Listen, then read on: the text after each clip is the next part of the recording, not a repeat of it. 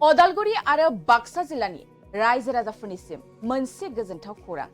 सा सानजा भारतनि बयनिख्रुइबो गोजामसिन गुवाहाटी सरकारि आयुर्वेदिक फरायसालिमा आरो देहा फाहामसालिमाया प्लेटिनाम मायथाइ फोरबो फालिथायजों लोब्बा लाखिनानै बिटिआर सरकार आरो दुलाराय बर' फरायसा आफादनि हेफाजाबजों गेदेरथार बेसेन नाङै सावस्रि नायसंनाय आरो सुबुं सांग्रांथि हाबाफारिखौ फैगौ बोहैथि दाननि 30 आगस्ट 2023 अक्ट'खालि अदालगुरि जिल्लानि अदालगुरि फरायसालिमायाव सानसेनि हाबाफारिजों मावफुंनो थि खालामनाय जादों। बेनिखायनो दुलाराय बर' फरायसा आफादनि आफादगिरि दिपेन बर'नि दैदेननायाव मिरु एबसुनि मोनसे हानजा अदालगुरि फरायसालिमायाव जानो गोनां हाबाफारिनि थावनिखौ नायगिदिंहैयो।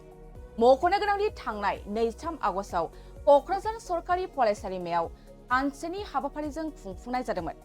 बे हाबाफारियाव गोबां क'क्राझार आरो चिरां जिल्लानि रायजो राजाफ्रा बाहागो लानानै नुनो मोन्दों।